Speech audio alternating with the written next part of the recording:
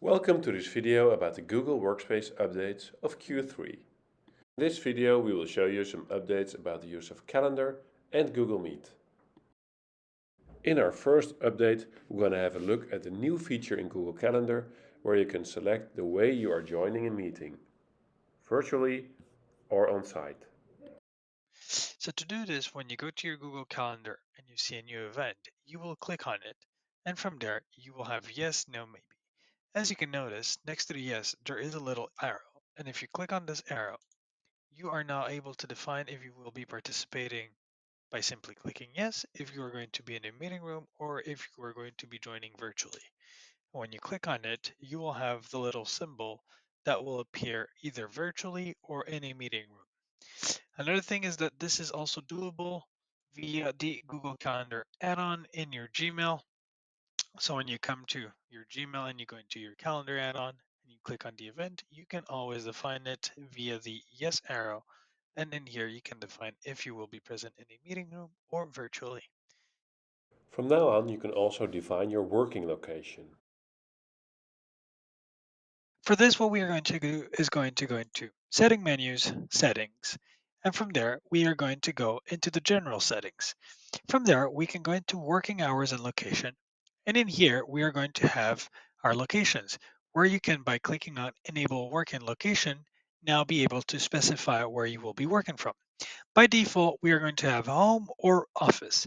That being said, you can have more um, locations where you can just simply click on somewhere else and from here, add your location. For instance, if you have multiple sites, you can say in site B and you can click on add.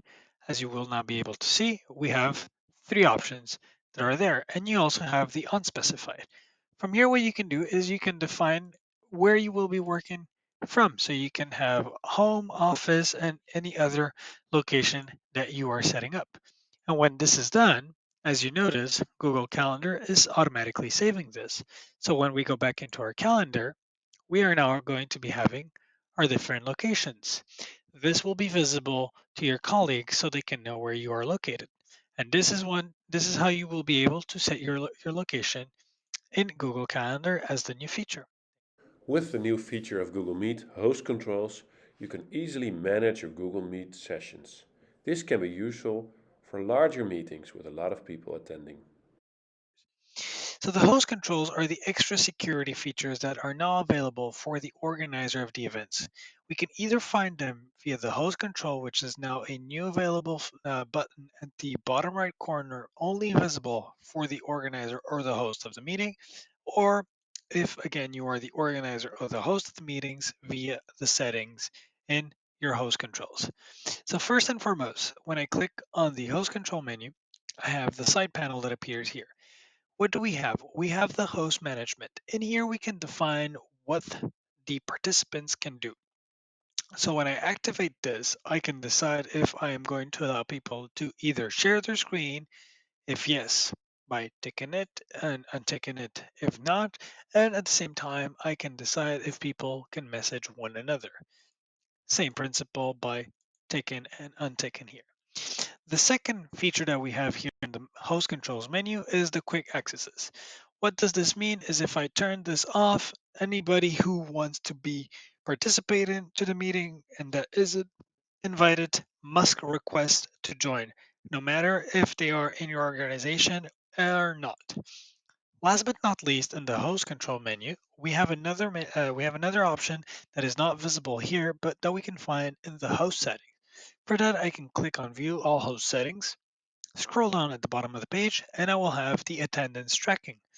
When I activate this, there will be a report that will be emailed to the host. Now, we do have now another feature that is very interesting as well as the host of a menu. And for that, what I can do is going to show everyone. And now, as you can see, the host can mute everybody by simply clicking on All Muted. And when this is done, everybody who is in the call will be mute. Last but not least is the new functionality as well that is known as the co-host. As a host, you have the possibility of doing all of these things. That being said, you can appoint up to 25 other people to be your co host. For this, what you will do is come once again to show everyone, Select the person that you want to grant them host capabilities, click on the More Actions, and from there you will say Grant Host Controls. And when this is done, said person will now have the capability of doing all the things that I have just previously shown. And that is it for now with Google Meet's new feature. Thank you very much. Have a good day.